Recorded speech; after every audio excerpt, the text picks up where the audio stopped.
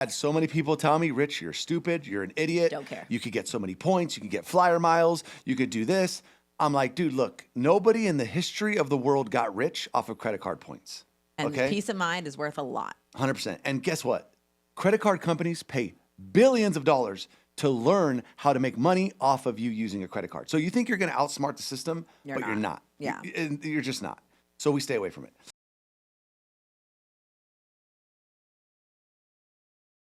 Welcome back to another episode of the Married to the Mugicas podcast.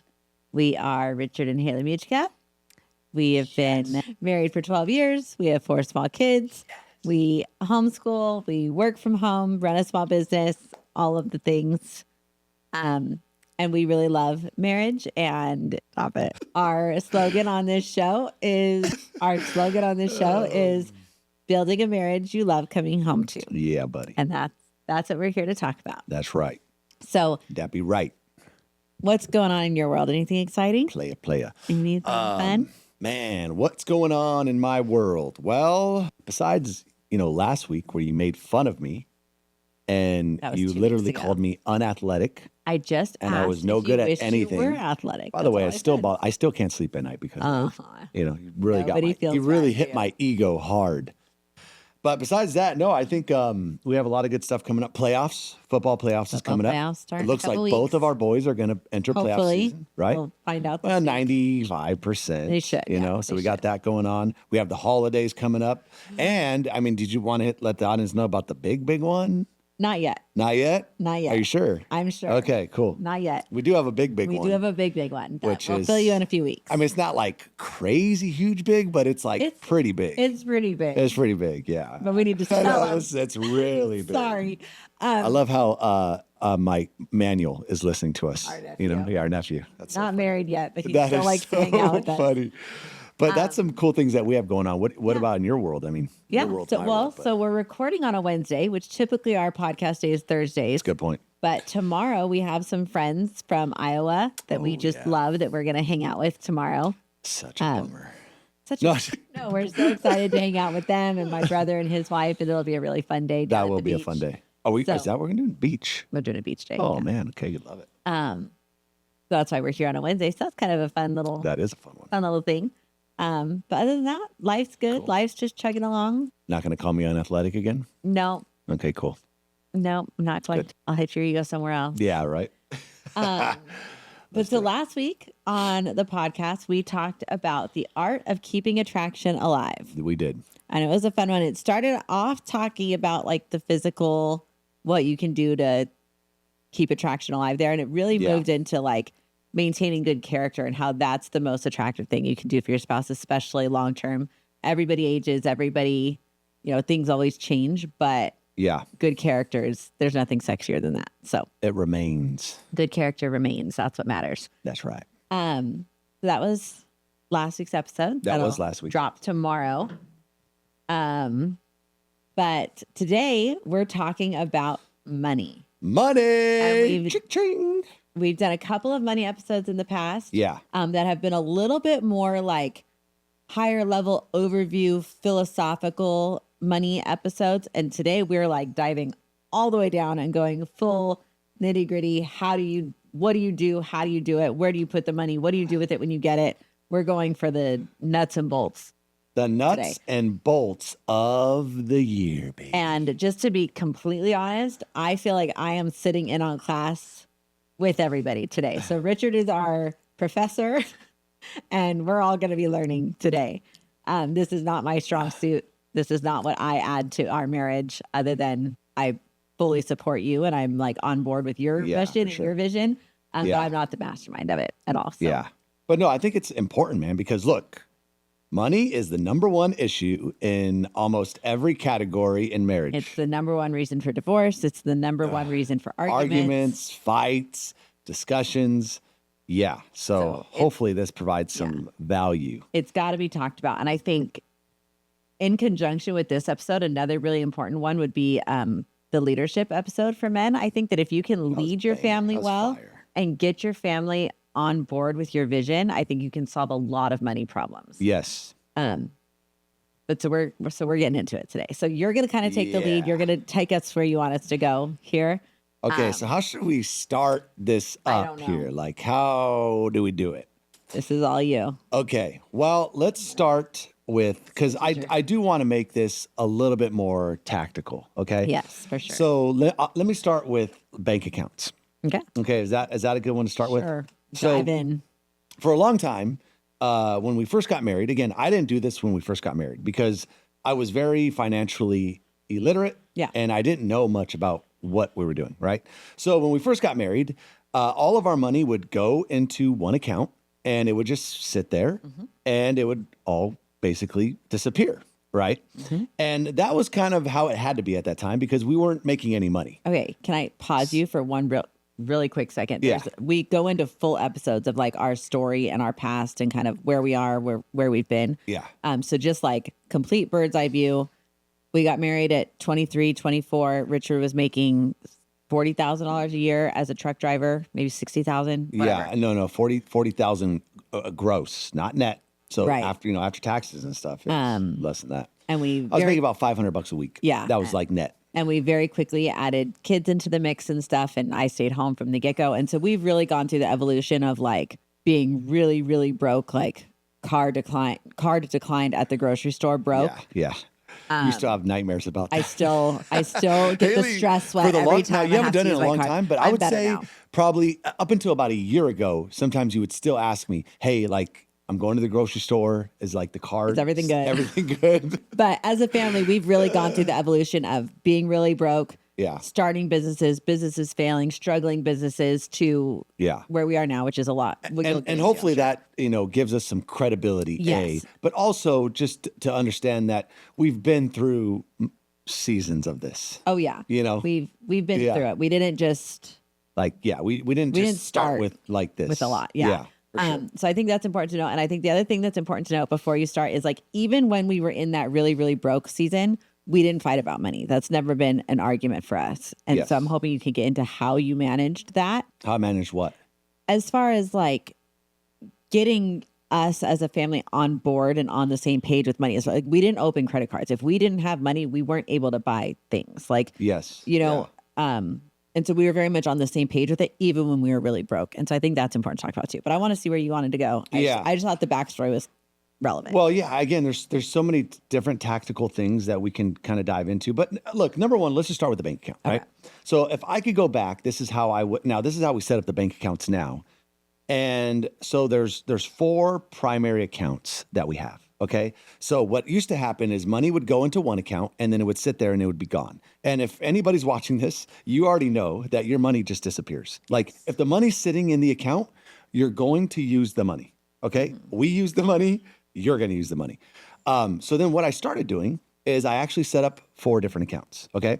So you can do this at any bank. If you have Chase, I use Chase Bank, right? But any bank you can do this. You just go to the bank and say, hey, I want 4 separate checking accounts. This is how we set it up. We have one for bills. Okay. So money comes in, a portion of that gets set aside for bills. Then we have one for spending. This is money that we're going to spend on just everyday things, right? It could be fun. It could be non-fun. It's just a spending account where the money flows out of. All right. Then we have one for savings. Okay. And it's a checking account. Well, this is the savings account. Okay. So yeah, but I'm actually going to go into the savings one, but one goes into savings.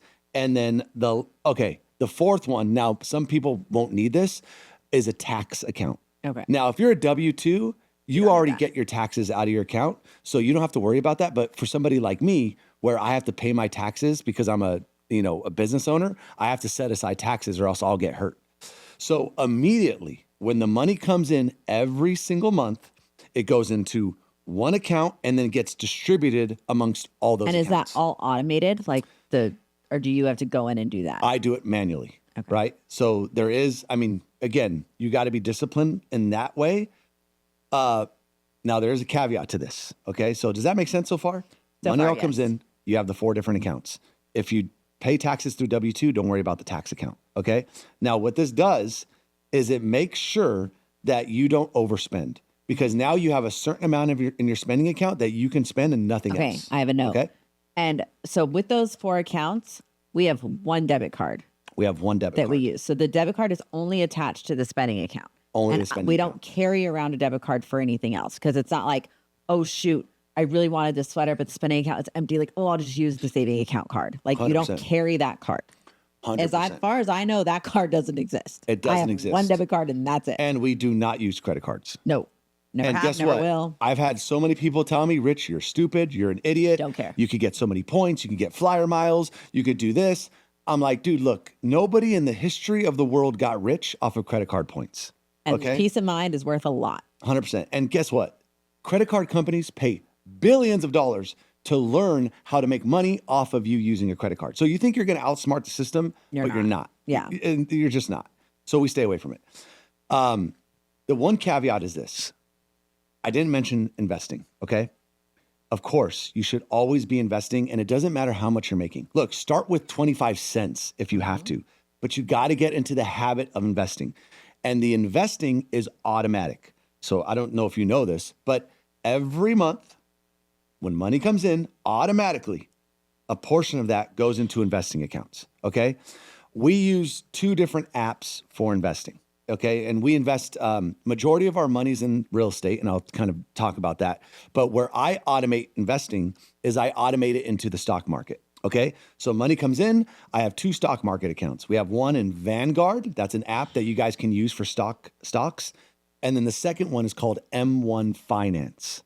Those are the two apps I use to automate my investing. Okay. And then how we invest is I don't really believe investing in individual stocks. Okay. So for any of you that are super new to investing, when you invest into the stock market, you're essentially investing into a company, right? So you can invest into Apple, you can invest into Tesla. They have to be publicly traded. And when you put your money in that company, if that company does better and they make more money, you get a portion of that upside, right? And that's how you put your money in the stock market, that you're betting on that company growing, and then you grow with the company. All right. What I don't believe in is putting my money into individual stocks. Okay. What I do is I do index investing. So anybody can look this up, but I believe this is probably the investing method for 99% of people, couples, marriages listening to this. Just put your money into a good S&P 500 index fund. Okay. Multiple studies have shown that that's what's considered the market. If you ever heard the term like you're never going to beat the market, that is considered the market, the S&P 500. It's very hard to get outsized returns above the market unless you do this for a living. Okay. So our investing strategy is very, very simple. Money comes in, money gets distributed amongst those two apps automatically, and that's taken care of. I never see that money. And what you're doing there is you're trying to compound your wealth over time. That's all stock market is. You put your money there in the S&P 500, you let it sit there. It's the easiest type of investing. Over time, it's going to grow. And I could pull out a compound interest calculator right now and show people how crazy it is. You know what? Let's do this right now. Watch this. Wait, Look. well, while you do that, I have a question for you. Yeah. When that money comes in and it's automated to go into the stock market, is that is it automated by a percentage or is it automated by a dollar amount? It is. It's automated by no, right? It's for us. It's a dollar amount. But you could do it either way. I'm glad you brought this up. So as our income has increased, I've allocated more and more money to investing. Okay, but it didn't always start like this. So originally, when we started making more money, I was doing like an 80-20 split. Okay. So 80% of our money was going towards bills and spending and just staying alive. And then I had another 20% that would get allocated towards tithing and investing and saving. Okay. That was it. It was 80-20. And before that, it was like 95. Do you get what I'm saying? Yeah. Or 95-5. Yeah. Because it was just like, we didn't have that much money, but I still got into the habit of doing it. You got to do it regardless. That's the thing. Whether it's 3% starting out to investing or 2%, 1%, you got to just start. Yeah. If you think like, oh, I'll do that when I'm wealthy, it'll be easier when I'm wealthy. But if you don't have the discipline to do it, even when you're broke, you won't do it when you're wealthy. You will not do it. You won't. 100%. So now we're at a point where literally we live off of like 20% of our income, right? But we didn't start there. We lived off of 100%. Then it went to 95%, 90%, 80%, Yeah. Gradually. Yeah. gradually as income went up. See, that's the key though. Our income went up, but our lifestyle didn't. It did, but not but not It was very marginally compared to marginal, yeah. And that's that's a key. So anyways, let's go back to this compound interest calculator. For anybody that's interested, okay, let's just say this. What should a monthly contribution be? Let's just say what can most families kind of do? Let's say 200 bucks a month. Okay, yeah. Okay, look. If you invest 200 bucks a month, okay, into the stock market for let's just say 30 years. 30 years, 200 bucks a month. Again, as your income increases, you probably do more. And let's just say your average interest rate, now over 30 years, the S&P 500 is probably average 10% a year. So let's put a 10% interest rate compounded annually over 30 years, just doing 200 bucks a month. Let's see how much you would have. And the verdict is this.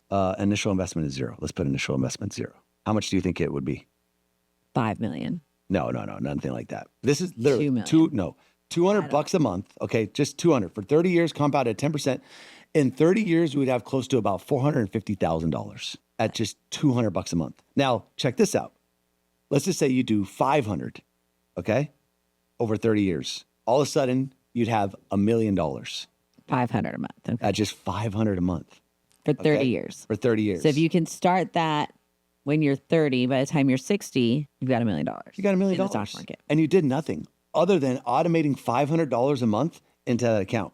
Now you start getting crazy with it. You start doing like, $1,500 a month over 30 years at 10%. I mean, you're looking at $3 million just doing $1,500 a month average over 30 years. So the point is this, the sooner you start compounding your money. Mm-hmm. Okay. So from a tactical perspective of our bank accounts, that's how it's set up. Does that make sense? Yeah. Any questions? Because if you have questions, the audience would probably have Right. questions on that. So you have bills, spending, investing, and taxes. Those are your 4 accounts. Yep. The investing is automated. It happens automatically. Everything else you have to do manually. You only carry a debit card for your spending account. You don't have a card for anything else, and you That's don't right. open credit cards. No credit Up cards. to date? That's Yeah. where we're at? Okay. Yeah. And here's a rule. And again, we've had this rule for a long time. If you can't buy it with cash, You don't buy it. you don't buy it. Now, With the exception of a home, that is literally maybe the one the exception. Yeah. one exception. Yeah, that is the one exception. Even cars. Look, if you can't buy the car, you don't need a freaking brand new $60,000 car. Go get the $10,000 car, pay with it, like try to save up. Now, okay, if you got to put maybe 50% down, I would try to always pay with cash. But look, the point is this, you don't need to go get the fancy car. Yeah, that's the point. Like that is just like, to me, I hate to say this, but just retarded. Like Wait. unless you're making a good amount of money, right? Look, if you're making $100,000 a year and you buy a $60,000 car, That's just nuts. tell me how that makes sense. Yeah, that's nuts. Or even a $30,000 car. Just go get the $10,000. It gets you from point A to point B. As you start doing better, maybe upgrade later. But the car to me is, again, it's a depreciating asset. You buy the car, as soon as you take it off the lot, it's 20% it's 20% down from what you just bought it at. So yeah, anyways, do that. What did you just say? You said if you don't have cash, you don't buy it. Okay, that was a rule. And buy now, pay laters. Dude. Oh, I've never used those. Yeah, we don't use those. ever use buy now, pay laters. We never have used buy now, pay laters. Yeah, which is like the Klarnas The and Klarna, the Affirm. Affirm, all those things. Those will suck you in and they will not say sorry. It's true. They don't feel bad about They it. don't feel bad for you, right? They're making tons of money off your money. Okay, so there's that. Now, in terms of tracking our finances, I use an app, and I have for years now, called Rocket Money. It used to be called something else, right? Let me see what it's called, actually. I have it on my phone, called Rocket Money. Yeah, it's called Rocket Money. Yeah. It used to be called Truebill for a long time. But so what you do in Rocket Money, I would download it today. If you're listening to this, Is it free? It's free, absolutely free. Download it today, and you put in all your accounts. You're going to put in your checking accounts, your savings accounts. You're going to put in your investing accounts, and it tracks where all your money goes. Okay. Now, what I do now is I used to do it like literally on a daily basis. Like, so I would log in every day and I would want to see where the money goes. By the way, if you have money problems, this is a great habit to get into as a couple. Log into your bank account every day to see the money, because what you want to see with money is money going up, Yes. not down. So by tracking it every day, it keeps you more conscious of your spending. And so I used to track literally daily. Now I don't do that. I track monthly. Okay. So monthly, I log into Rocket Money and I see where all the money's going. And it breaks it down by categories. So I can see how much we're spending on dining, groceries, bills, shopping, home care, health and fitness. And so every month I get a report. And what I like to do is I like to keep track of my trends, right? So you and I don't live by a budget per se, just because now we don't necessarily have the budget constraint, but a while back we did. And so I would put in Rocket Money, you can put a budget for every category. And Almost then, like the envelope system, almost but like digital. a digital envelope system. But here's the big kicker is that if you can't manage what you don't track. And if you're not, like if you have trouble, like as a marriage, managing your money, it's because you're not looking at it. You're not tracking it. Yeah, you're avoiding it. You're avoiding it. And it sounds like, oh, if I don't look at it, then it's kind of like the doctor, right? If I don't go to the doctor, I'm okay. And it's like, I didn't have problems until I went to the doctor's office. And it's the same with money. You're like, well, I didn't have money issues until I started tracking my money. But dude, if you just get into this habit as a couple, now you didn't really do this, I did this. But I think it's so powerful because now you actually know where your money's going. Okay? Any questions on that? No, we're good. Okay. I'm good. Rocket Money. Rocket Money. Now, here's the thing. We started doing this. Well, I didn't, about 4 years ago. Is every December, I don't know if you even knew I did this, I would have a goal for where the money was going to go that year. So it was like, and Hailey and I always had the dream of acquiring assets to have financial freedom. So we always had this goal of like, well, if we could just get assets that pay us money, eventually they'll pay us enough money to where we have financial freedom. And what I mean by financial freedom is being able to do whatever you want with your time because you no longer have to work for the money is working for you. Okay. So that was always the goal. So every year in December, I would take out Evernote. If you guys don't know what Evernote is, it's an app where you can write notes and I can probably pull up my goals right now, but I would always have a place where the money was going to go because what I realized is if I knew at the end of the year, this is the assets that we want to acquire and how much we want to put into stocks and real estate, when we got extra money, I didn't spend it. It went back to what I put on the goal, the paper, right? And so that is how you make a plan for your money. Because as you know, if you don't have a plan for your money will have a plan for you. And usually that means debt and zero money in your bank account. Yeah. Because literally, if anybody's watching this, any couple's watching this, you know how fast money goes. Like you could have the greatest intentions in the world. Oh, honey, we're going to save this month. Oh, honey, if we get an extra $1,000, like we're not going to touch it. Sure enough, guess what? At the end of the month, you're like, oh, well, baby, Amazon Prime Day, like they have this great deal. Like we should just do it. And then it just goes. Yeah. Right. But if you have that one sheet of paper that you make in December with your goals as a family and why you're trying to get there and looking ahead in the future with this big vision, it keeps you from doing that because you're like, no, this is what we want. Right. So I would encourage every marriage to do this. Now, you don't have to wait till December. Yeah. Right now, we're in October. So it's like, start today. Hey, what is a goal for this month, for this week? How much do you want to set aside, right? This month, this week? And just start today having that plan for your money. What are your comments, thoughts on that? It's good stuff. What do you have to add? What do you have to add Oh, to gosh. I don't have. Okay, I do have a question. Yeah. So you said you started doing this like 4 years ago, writing down these goals in December. Yeah. To this point, so now that's been 4 years. Have you been successful in attaining that goal every year? Yeah, and even more so. Okay. Yeah. Again, guys, look, you can ask Hailey and I. When we got married, we literally looked at each other in the face and said, we will never make over $100,000 a year. Oh, that would have been laughable. Like, it's just, that wasn't in the cards for us. I mean, you could have told me at that time, like, Rich, one day you're going to make like over 100,000. I would have just laughed. Yeah. Like, dude, there's no way. How am I going to make over $100,000 a year? So in a lot of ways, I mean, God has been so good to us. We've surpassed my goals by a long shot. Like I should have thought bigger because I didn't think of like, I didn't know, you know what I'm saying? So to that point we have, but the point still remains is that you got to do it.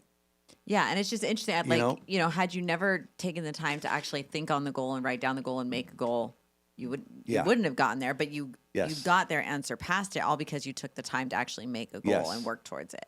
And I'm telling you right now, married couples out there, income is great, but if you don't have a plan, you will still be broke. Yes. I've seen it over and Yes. over. Look, we're in sales. And it's very sad. It's very sad. It's very sad. Because I've seen people make like triple their income and they're just as broke as they were before. Just simply because they don't practice these principles. They didn't have a plan for the money. They didn't have the bank account set up. They didn't distribute the money when the money came in.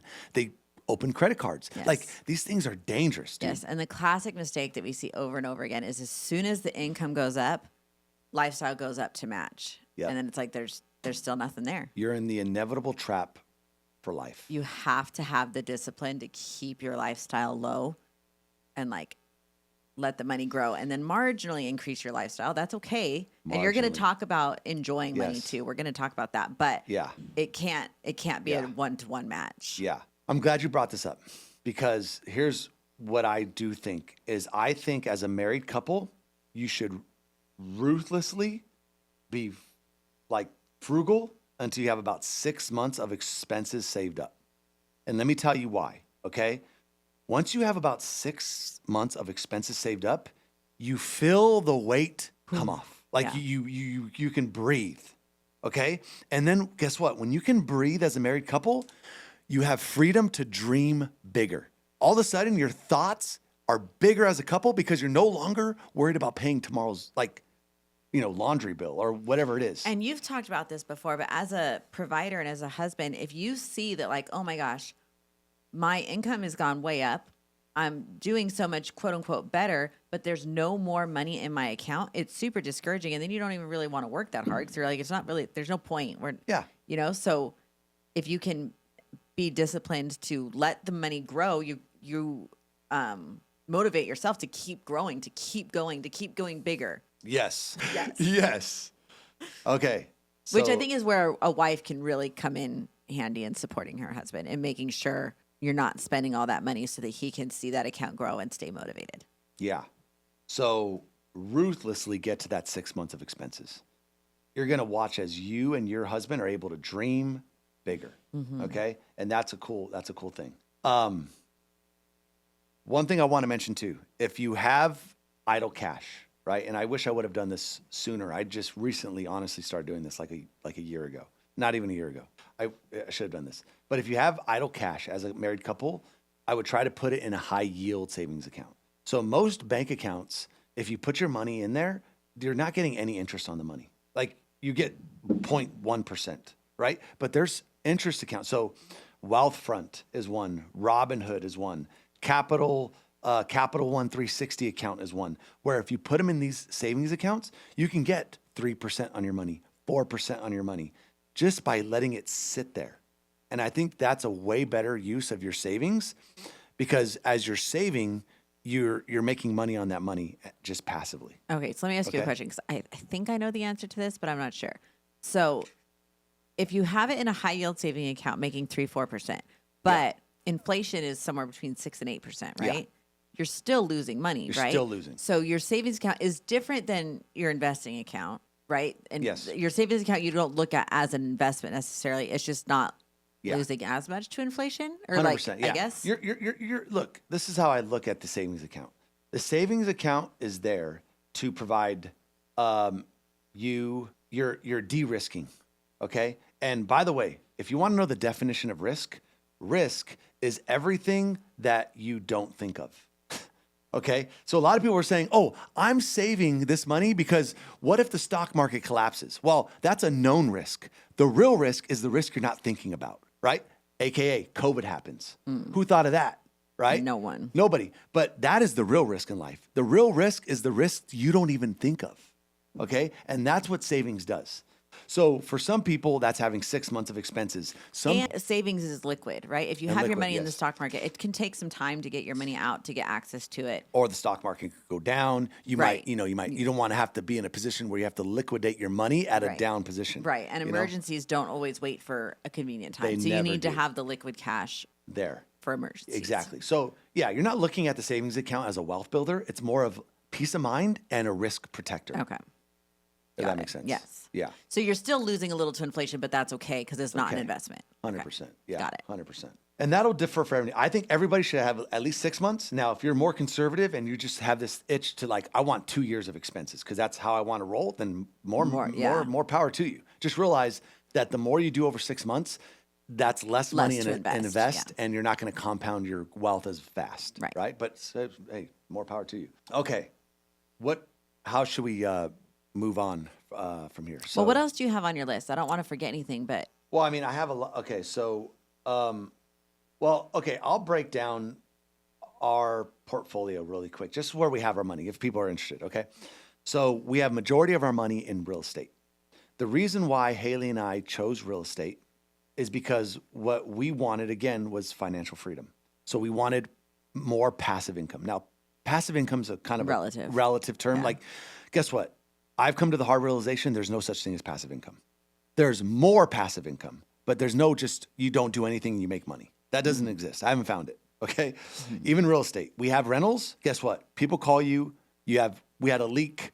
We've had tenants. someone moves out, you need to find like someone else. 100%. So there's still problems, but it's definitely it's way more passive than going to a 40-hour work week Or job. Then starting a business or whatever it is. So 85% of our money is actually in real estate. And we get passive, more income off of those properties. And that gives us way closer to our goal of financial security and freedom where we don't have to work for that money necessarily, right? 13% of our money goes into the stock market, okay? And then 2% of our money is in crypto.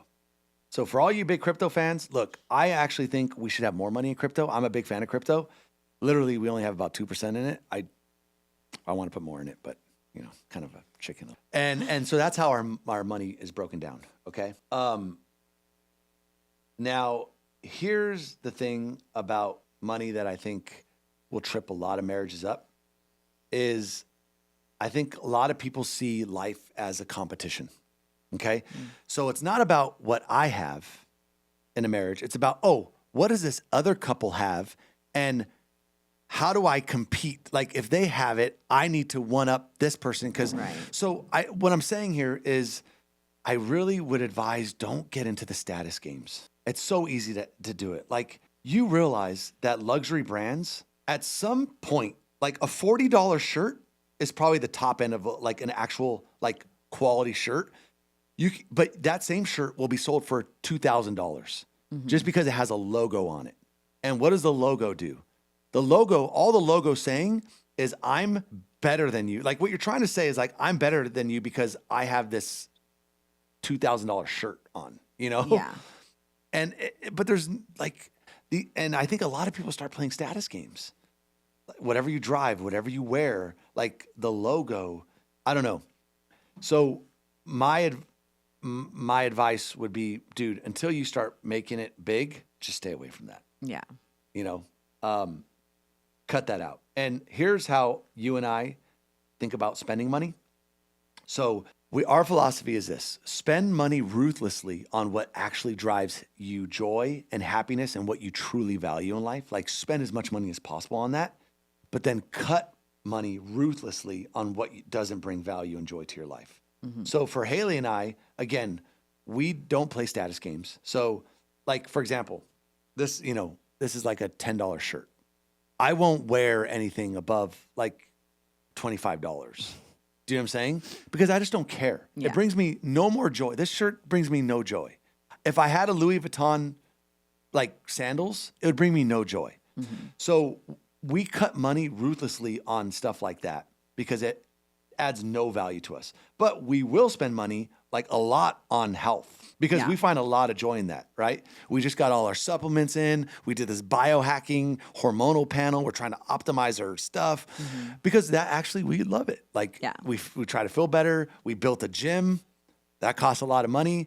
So like, but we're willing to do it because it brings us true joy in life. Yeah. Right. So I think that's a great framework on how to spend money, Yeah. Any thoughts on that? Well, no, I just think that's super important. Like if you find yourself spending money on things because you feel like other people expect you to have a certain thing or like, I don't know, maybe that's a bigger struggle for some people. I just don't understand why you'd care. Yeah. I don't get it. Yeah. Again, life's a competition. like that's what social media is. It's designed to do that. You see Stacy just got a new car. You're jealous because Stacy got a new car. So then you're like, well, I want to get a new car, and Right, like but just what to you show don't see Stacy. is that like Stacy went to bed crying because her husband was yelling at her. Like Yeah. it's like, who And cares? nobody's thinking about you. Nobody's thinking about you. If you get the car, nobody's going home saying, wow, man, they're so awesome. They got this car. They're such a cool person. They're thinking, I'm jealous because I don't have that Right. car. But if you find yourself, you want a car because, hey, it's really comfortable and it gives my kids to practice safely and whatever. There's nothing wrong with getting the car. It's just you have to kind of check your motive of why you want the car. Yeah. And if the motive is to make someone jealous or to impress somebody, that's the wrong motive. Yeah. Okay, cool. So we're diving deep. Yeah. You want to go over the 4 levels of wealth? Yes, I do. Okay, I think this is interesting. I didn't make this up. I actually pulled this from a guide, but I think there's a lot of truth in it. So he says there's 4 levels of wealth. You have people that are poor, not poor, rich, and mega rich. Okay. Okay. Okay, I would love to know the differentials between poor and not poor. Yeah. And rich and mega rich. Yeah. Like what separates those two? So poor is when you do not have enough money for your basic needs in life. Okay. That's how he defines poor. It's like you can't pay your bills, you can't pay your mortgage. Like if you just cannot afford the basics, that is poor. Okay. Okay. Then you have not poor. Not poor is the opposite of that. It's like where you can basically provide for all the basic needs in life. You have shelter, you have clothing, you have food. Now Nothing extra. Nothing extra. But you have that, right? So that's not poor. By the way, studies have shown that the biggest source of happiness comes from going from from poor to not poor. Mm-hmm. That is the biggest leap in happiness. Okay? Yes. Going from not poor to rich, very marginal. Because everything after not poor is just extra stuff. It's just extra, yeah. It's more cars, fancier clothes, more vacations, whatever it might be, right? Marginal difference. But how he defines rich is where you can pretty much do what you want, right? So like you have time freedom, you don't ever really think about money. You walk into a store, you're like, you don't look at price tags, Okay. right? So that is considered rich. And then mega rich, which he defines is usually right after about 10 million in net worth. That's how he defines it. Now I would probably define it a little bit more than that, but after that, it's like where it's like, don't care about anything money. Where would your definition be? I would say after 20 million. 20 million net worth. 20 million net worth, that I would consider like mega rich. Okay. Yeah. But those are the 4 levels. And, if you're not poor, I think you're doing, pretty good. Like in terms of happiness, because I think a lot of people think happiness is the goal with money. But if you're not poor, you probably have most of the happiness you'll ever have out of money. And then you get rich, you'll have like a marginal difference. Very marginal. Mm-hmm. So yeah, interesting, huh? Yeah, very. Okay, so we go into spending money, or what do you think? Yeah. How long have we been here? I don't know. What do you think? What are we at? 44 minutes. 44 minutes. Okay, let's do a quick dive. Quick into- dive. Okay. Well, how do you look at it? By the way, I say Hailey spends 70% of the money in the household. Yes, because I spend for 5-6 people, and you only spend for yourself. Yeah. Oh gosh, I don't really want to deep dive this one. You Well, deep yeah, dive. This I know. Well, hey, does anybody have a question? I wonder if anybody would. No. Okay, there's no questions. No. Oh no, If a I said question would comes- anybody give us a question? Okay. I don't know. Not yet. Okay. So, okay, spending money, right? Well, because there's some people on the opposite side of the spectrum where like all they do is save, Yes. and they won't go to Starbucks, they won't go and get the little shirt that they want, they won't go because they're like hoarding, and I don't think that's healthy either. No, definitely not. Money is meant to be a tool to make your life better, right? And so if you're making yourself purposely miserable because you're like, I want to hang on to every last dollar, that's also a miserable life. Mm-hmm. So I think you have to learn how to spend your money Yeah. as well, right? And so I think that's the beautiful thing about the 4 bank account system is that if the money is in your spending account, You can spend it. You and you don't have to spend worry it. about it. Yeah. like, don't worry about it. That is why you put it there. And so I think a lot of spending problems actually can be solved with this method. Yeah. Yeah, I think it's really smart.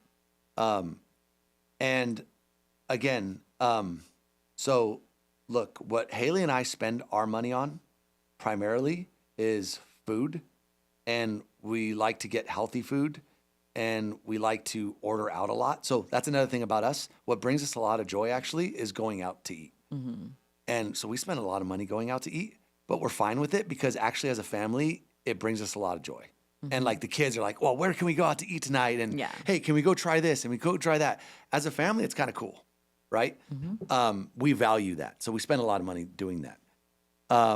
We spend a lot of money on, again, health and fitness. That is supplements. So we buy the protein powder. We buy the, all the optimized supplements. Oh my gosh, Haley I just filled up my vitamin thing for the week.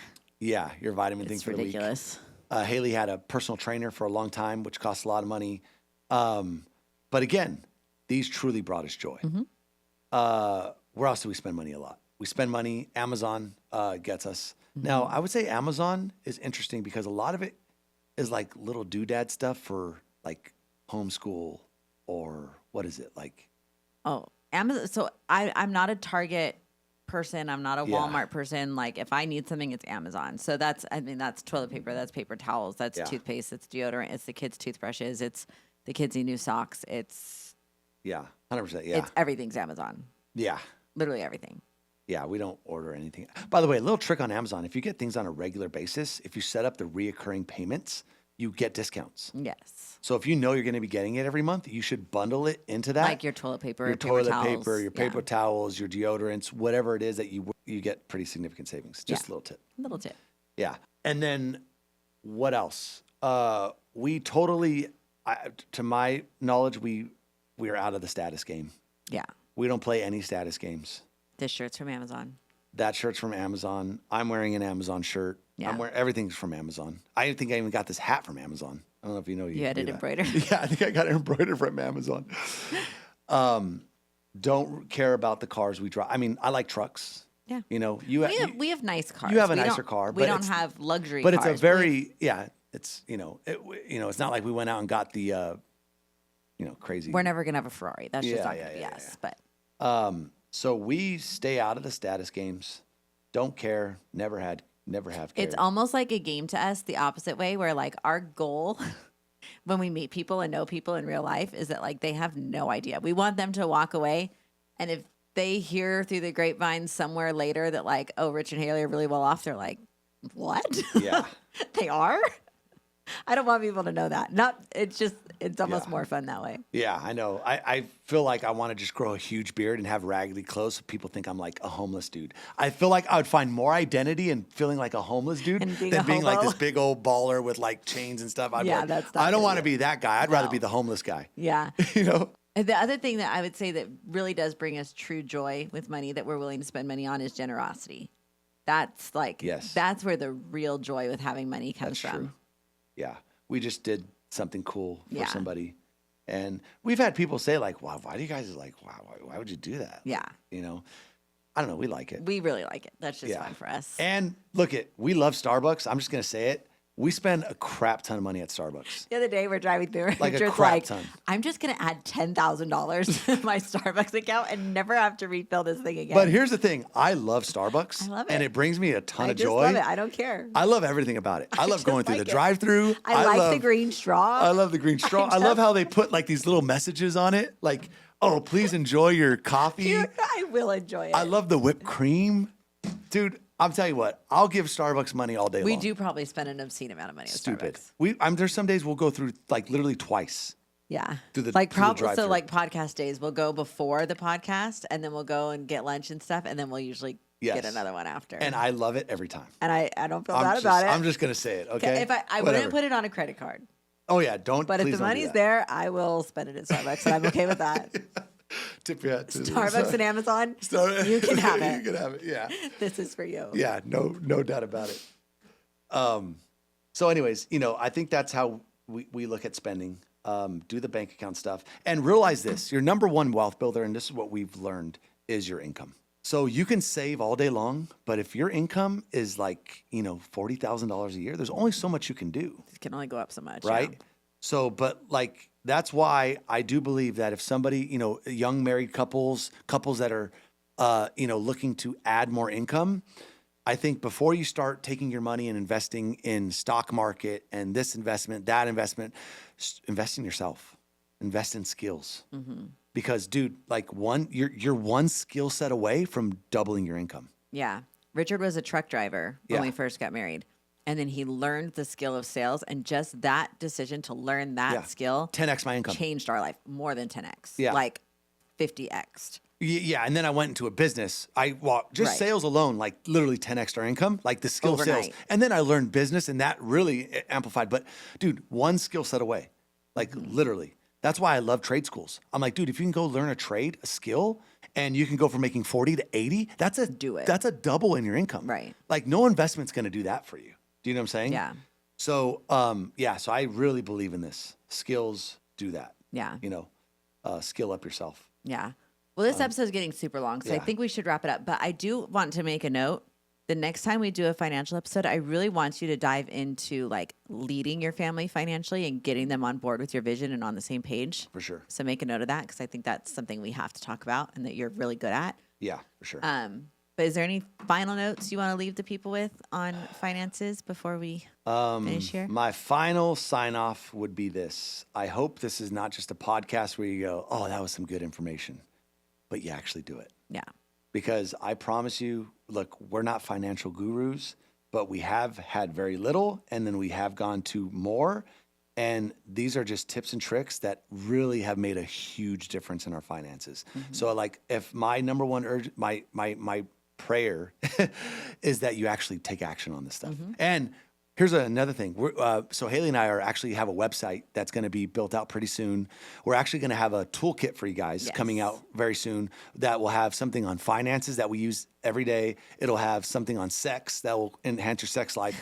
And it'll also have something on just keeping your connection alive that has really helped us. So we're going to have that toolkit live pretty soon. Our top 3 marriage suggestion must-haves. Yeah, must-haves. So that'll go live. Website will be going live with the blog and all that stuff. So that'll be cool. But that is my hope with this episode, that people actually take action and do it. Yeah, very good. Yeah. That was Anything super helpful. Leave them with? No, I thought that was really good information. I'm thankful just to have this episode to go back to in the future, and just so I have the information. Yeah. Okay, where's our money at? You're like, babes, okay, how should I set up? If everybody could just have their husband sit down, or whoever's in charge of the money, sit down and like voice record, like where everything goes and how you think about it, that'd be helpful. But I'm thankful to have this for the future. So, by the way, I'm like a finance fanatic. Like I love learning about finance. It's one of your favorite topics. It might be my favorite topic. I don't know, that and business. I think those are two things. But I think it's more towards finances. Really? I just love it. Okay. Yeah. Anyways, yeah. It's so funny. So if you guys like this content, into. I could do this content all day long. I just love it. Like the psychology, the tactics, the strategies, the whole thing. I don't know. Yeah. I love it. Good stuff. Well, as always, you can follow us over on Instagram at Married with the Mugicas. And like Richard mentioned, we have a brand new website, marriedwithmugicas.com, that you can check out. And you can connect with us there. We'll be building out our email list pretty soon, so you can stay in the loop with all the fun things we've got going on. Stay in. And whenever we record this podcast, we record it live on Instagram, which usually is Thursday afternoons. And you can hang with us live, ask questions. And we don't share that live video. So if you miss the live, you have to wait till it's released a few weeks later. But you can catch it early live with us and interact. So all fun stuff. So like, follow, subscribe, share with your friends, leave a comment, leave a review, all that fun stuff. And dominate. And dominate. Let's roll. All right.